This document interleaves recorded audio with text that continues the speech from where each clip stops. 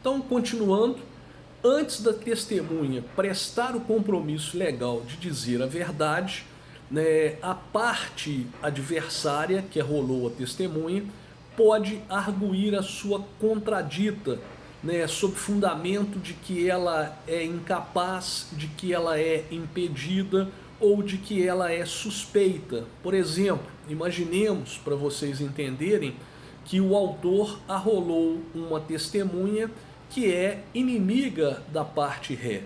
Então o advogado da parte ré, antes que a testemunha seja compromissada, ele argui a contradita da testemunha. Esse incidente, a arguição de contradita, ele é um incidente que vai ser instalado e resolvido na própria audiência de instrução e julgamento. Então, uma vez arguída a contradita da testemunha, né, o código admite a oitiva de até 3 testemunhas sobre o fundamento da contradita, não havendo necessidade das testemunhas serem arroladas antecipadamente, né, o juiz vai ter que dar uma decisão sobre a arguição. Né? Caso a contradita seja admitida, a testemunha ela poderá ser dispensada ou ela poderá ser ouvida como informante. Né? Nesse caso, ela não presta o compromisso de dizer a verdade.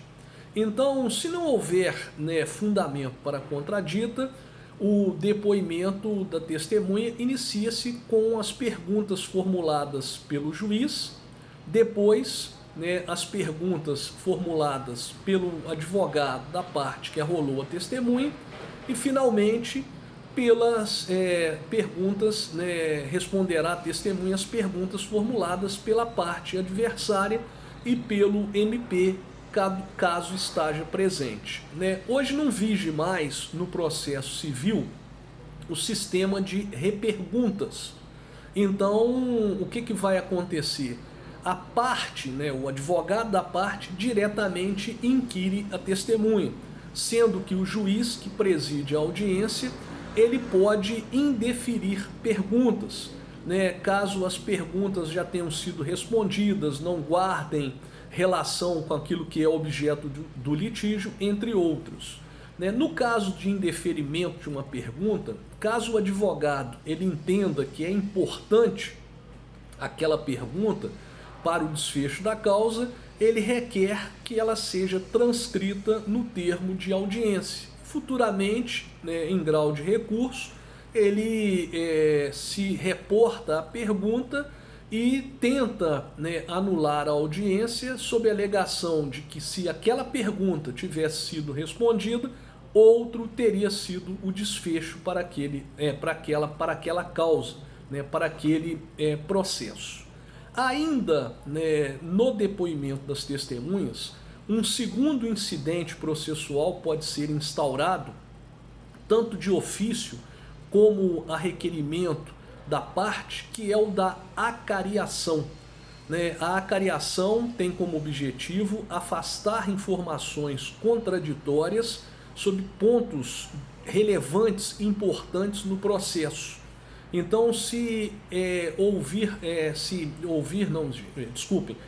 existir, né, uma contradição, né, entre o depoimento das testemunhas, né, sobre um ponto relevante para o julgamento da causa, o juiz vai colocar cara a cara, né, frente a frente a testemunha e vai tentar afastar essa contradição. Inclusive, podendo acontecer neste momento, caso se verifique que a testemunha esteja mentindo, a sua prisão pelo crime de falso testemunho.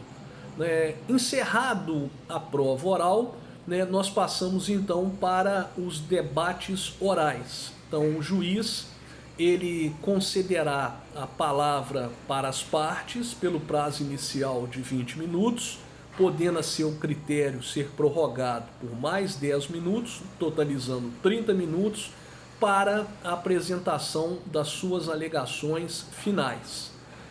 Caso haja, uma necessidade diante da complexidade da causa, os debates orais eles poderão ser substituídos pelo oferecimento de memoriais. No caso, os memoriais serão as alegações finais das partes, porém apresentadas futuramente por escrito. Então, encerrados os debates orais, nós chegamos na fase mais esperada do processo e que finaliza a audiência de instrução e julgamento, que é a prolatação da sentença.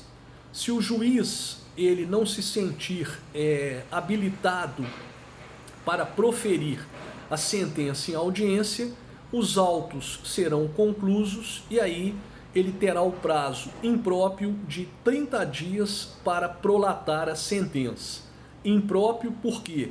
Porque, se não observado, nenhuma sanção de natureza processual será acarretada para o juiz. Então, em linhas gerais, é o que tínhamos sobre a audiência para falar sobre a audiência de instrução e julgamento.